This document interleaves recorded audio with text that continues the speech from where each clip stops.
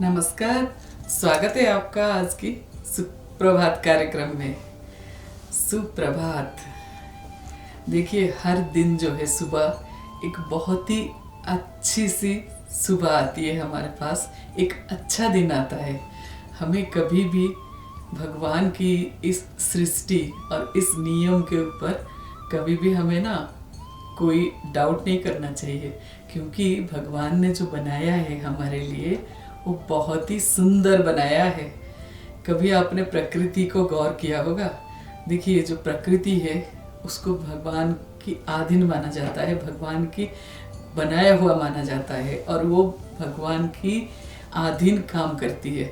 लेकिन कितना सुंदर है। देखिए, कहीं से सूरज उग के आ रहा है, वो अपनी लालिमा लेके आ रहा है, थोड़ी देर बाद फिर किरणें देता है हमें। फिर थोड़ी देर बाद देखिए, जो फूल है कली बने हुए हैं वो धीरे धीरे खिलने लगते हैं। कितने कितने कलर के, कितने कितने रंग के फूल और कितने रंग के पौधे, पेड़। मतलब जो आप चारों तरफ नज़र घुमाइए कभी, एकदम से मशीन की तरह घर से निकले, एकदम सीधा देख के जा रहे हैं, और घर से निकले ऑफिस पहुँचे, ऑफिस में काम करे, फिर निकले घर पहुँचे। ऐसे करने से थोड़ा सा हटके सुबह उठ के चारों तरफ अपनी जो भी आसपास में पार्क है, पेड़ पौधे हैं, जो भी नज़ारे हैं, उसको थोड़ा सा देखने की कोशिश करिए। बड़े बड़े पेड़ होते हैं, छोटे छोटे पौधे होते हैं। देखिए, इतने बड़े बड़े पेड़ हैं, एकदम से फूलों से ढक जाते हैं। आपने गौर किया होगा, गर्मी के मौसम में बिल्कुल चिलचिलाती गर्मी, वैशाख के महीने में, और एकदम से पूरे के पूरे पेड़ जो है लाल रंग के फूल से ढके हुए हैं, पत्ते भी नहीं दिखते हैं, इतना फूल होते हैं। कैसे भगवान का ये क्रिया है, ये जो भगवान ने रचना की है, कितनी सुंदर रचना की है। हाँ, बारिश के मौसम में थोड़ा सा फूल आते हैं तो हम सोचते हैं हाँ बारिश आया इसलिए फूल आया, लेकिन गर्मी में भी फूल, और गर्मी में कुछ सफ़ेद फूल है चमेली जैसा, कितना सुगंध दे जाते हैं, कितना सुगंध दे जाते हैं। तो हर एक फूल का अपना, हर एक पौधे का अपना महत्व है, जैसे हर एक जीव का। तो ऐसे ही हम सब भी एक एक अलग पर्सनालिटी के मालिक है, और सबके अंदर कुछ ना कुछ अच्छे गुण है जो भगवान ने दिया है। इसीलिए हमें जो है सुबह सुबह उठ के भगवान को प्रणाम करना चाहिए, सादर प्रणाम। हे भगवान, आपने हमें ये जीवन दिया और इतने अच्छे सुबह दी है ना, तभी बनता है हमारे सुबह सुप्रभात। तो आज की जो छोटी सी कहानी है सुनाती हूँ आपको। कहानी तो नहीं है, हमारे शास्त्र के ही है और महाभारत की समय की है। तो महाभारत के समय में क्या हुआ कि महाभारत की युद्ध के लिए वो जो युद्ध भूमि है उसको बिल्कुल समतल करा जा रहा था, और एक बड़ा सा मैदान बनाया जा रहा था कि वहाँ पर युद्ध होगा। दोनों तरफ की सेना जो है बिल्कुल खचाखच भरे हुए हैं, हाथी, घोड़े, हाँ, रथ, ऐसे करके बहुत सारे लाइन में, इस तरफ कुछ खड़े हैं, इस तरफ कुछ खड़े हैं, आमने सामने खड़े हैं। तो यहाँ पर जो सफाई हो रहा था, वहाँ पे युद्ध होगा तो जंगल और पेड़ पौधों की सफाई हो रहा था। तो क्या हुआ, एक पेड़ पे गुरैया अपना जो है एक छोटा सा घोंसला बनाया हुआ था, और उसके अंदर थे 4 बच्चे। तो वो जो गुरैया का घोंसला है वो पेड़ को जब काट दिए तो क्या हुआ, वो घोंसला गिर गया नीचे। अब गिर तो गया, इतना छोटा सा घोंसला है, उसमें छोटे छोटे 4 गुरैया के बच्चे भी है, माँ भी है। तो वो बेचारी गुरैया जो है परेशान हो गई, क्या करूं, ये बच्चों को कैसे बचाऊं, मेरे घर को कैसे बचाऊं। तो क्या हुआ, वहां पर दूर से भगवान श्री कृष्ण और अर्जुन दोनों बातें करते हुए आ रहे थे। चले आ रहे हैं, चले आ रहे हैं, चले आ रहे हैं। तो जब पास में आए तो वो गुरैया जो है, माँ गुरैया जो थी, वो एकदम से उड़ने लगी और श्री कृष्ण की चारों तरफ घूमने लगी। जब श्री कृष्ण की चारों तरफ घूमने लगी तो श्री कृष्ण ने उसको ऊपर नज़र डाले कि क्या हुआ, ये मेरे चारों तरफ क्यों घूम रही है।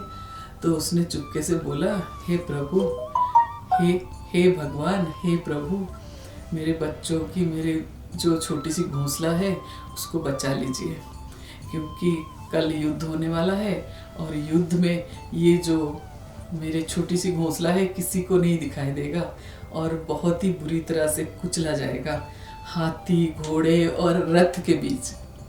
जब वो गुरैया भगवान की कानों में गुनगुनाने लगा कि मुझे बचाइए, मेरे बच्चों को बचाइए, मेरे जो घोंसला है उसको बचाइए, तो भगवान ने मन ही मन सोचा और उसको मन ही मन बोले कि तुम 3 हफ्ते के लिए कुछ खाने की सामान जो है इकट्ठा करके उस नीचे गिरे हुए घोंसले में भर देना। फिर जो प्रकृति के नियम है वही होगा। तो चिड़िया ने वही किया। तो भगवान भी देखे उसकी तरफ और बोले, प्रकृति की नियम है, प्रकृति के नियम में मैं हस्तक्षेप नहीं करता। अगर तुम्हारे नसीब में जो भी होगा वही होगा कल। तो गुरैया भी चुप रही, लेकिन जो गुरैया थी ना, उसका भगवान के ऊपर बहुत भरोसा था। उसने बोला, चलो मैंने तो अपना समर्पण कर दिया है भगवान के चरणों में, अब वो जो करे सो करे। अगर रखेंगे तो ठीक है, अगर मार जाएंगे तो भी ठीक है, अगर बच पाएंगे तो ठीक है, भगवान की कृपा है। अगर मर जाएंगे, कुचला जाएंगे तो भी भगवान की इच्छा ही है, समझेंगे। तो क्या हुआ, दूसरे दिन सुबह जब दोनों तरफ की सेना, दोनों तरफ की हाथी घोड़े सब खड़े हैं, तो श्री कृष्ण ने अर्जुन से कहा कि पार्थ अपना धनुष दो मुझे। तो पार्थ ने एकदम से चौंके और श्री कृष्ण की तरफ देखे। उन्होंने सोचा कि भगवान तो इस युद्ध में अस्त्र नहीं पकड़ेंगे बोले हैं, ऐसे क्या जरूरत पड़ गया। तो उन्होंने एकदम से अपने आप को ठीक करके बोला कि बोलो सखा, क्या करना है, मैं धनुष लेके कुछ करूं क्या। तो भगवान बोलते हैं, नहीं नहीं पार्थ, मुझे दो। उन्होंने उसके हाथ से धनुष ले लिया। तो एकदम से तीर उसमें संजोने लगे। तो अर्जुन सोच रहे, अरे ये तो बहुत गलत हो गया, ये भगवान ने तो अपना नियम तोड़ देंगे, फिर ये क्या कर रहे हैं। फिर क्या हुआ, श्री कृष्ण ने वो धनुष को लेके उसमें तीर संजो के सामने बिल्कुल खड़े एक हाथी के गले में था बहुत बड़ा सा घंटी, और भगवान ने उस घंटी को निशाना लगाया और वो घंटी जो है एकदम से हाथी की गले से निकल के नीचे गिर गया। बस भगवान ने धनुष वापस कर दी। अर्जुन को कुछ समझ तो आया नहीं, उसने सोचा पता नहीं भगवान ने क्या किया। लेकिन पता है, जो लीला पुरुषोत्तम है अपना लीला कर चुके थे, और भगवान कहाँ से क्या करते हैं और किस कारण से कौन सा कार्य होता है ये जानना तो मुश्किल है इंसान की बस में। तो फिर महाभारत की युद्ध जब खत्म हुआ तब क्या हुआ, भगवान कहते हैं अर्जुन चलो थोड़ा वहाँ उस तरफ तक जाते हैं। तो अर्जुन कह रहे हैं युद्ध तो खत्म हो गया, वहाँ तक जाने के लिए अच्छा कुछ काम होगा। तो भगवान के साथ अर्जुन चल पड़े, और चल के जब गए, जाते जाते जाते जाते उस जगह पे पहुंचे जहाँ पर वो हाथी की गले से घंटी गिरा था। तो हाथी की गले से जो घंटी गिरा था उसको वहाँ तक पहुँच के भगवान ने उस घंटी को उठा लिया।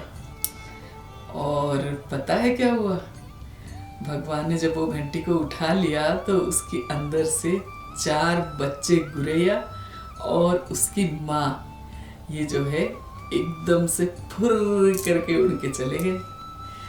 तो पता है भगवान जो है कहाँ से बचाते हैं, उनका भी अपना लीला निराला है।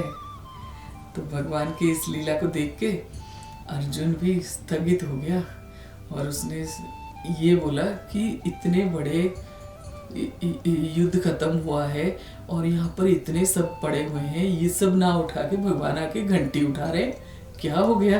तो जब उन्होंने पूछा भगवान ने, तो भगवान मुस्कुरा दिए और बोले कुछ नहीं, चलो।